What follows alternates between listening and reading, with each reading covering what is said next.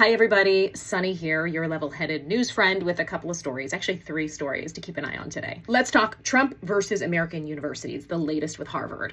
The school is now suing the Trump administration because they froze over $2 billion in federal funding. Now that impacts ongoing research. It does not impact things like Pell Grants or student loans. This is all coming after the university was one of many targeted by the Trump administration to change the way things were happening on campus.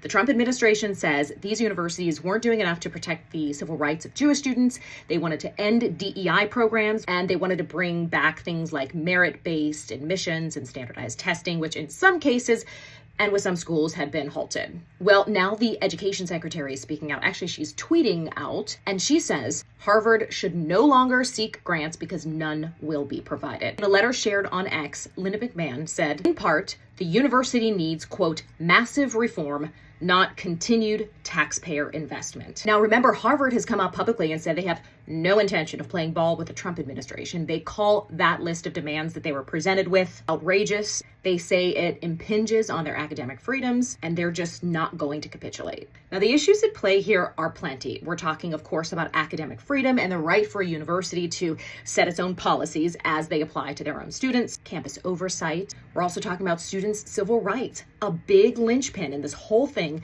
has been Jewish students saying they feel unsafe on campus in light of those protests that were happening. There's also the issue of federal funding and who deserves to get it. So look for this to continue to play out. Story number 2. As of the moment I'm taping this, President Trump is meeting with new Prime Minister-elect Mark Carney from Canada. We talked about him last week. Remember, he is the liberal that was narrowly voted in large part, according to political pundits, because of backlash against Trump. Trump had supported the more conservative candidate in the months leading up to the election, and Canadians were like, nope, we're going to take the liberal guy. And of course, it all goes back, well, in large part to this tariff situation. Now, apparently Trump and Carney had a friendly phone call ahead of this, but this is their first face-to-face meeting. So you can expect the T word to come up, tariffs, quite a bit, although Trump says, I'm not going to budge. Carney, for his part, says the whole 51st state thing is a non-starter. It's not happening. I look forward to seeing what comes out of this meeting. We'll stay on top of it. And story number 3, the Woe Is Me tour continues for Prince Harry, who just gave an interview to the BBC after a court ruled that he does not get to have palace-funded security protection for him and his family. Prince Harry says he wants to be back in his family's good graces,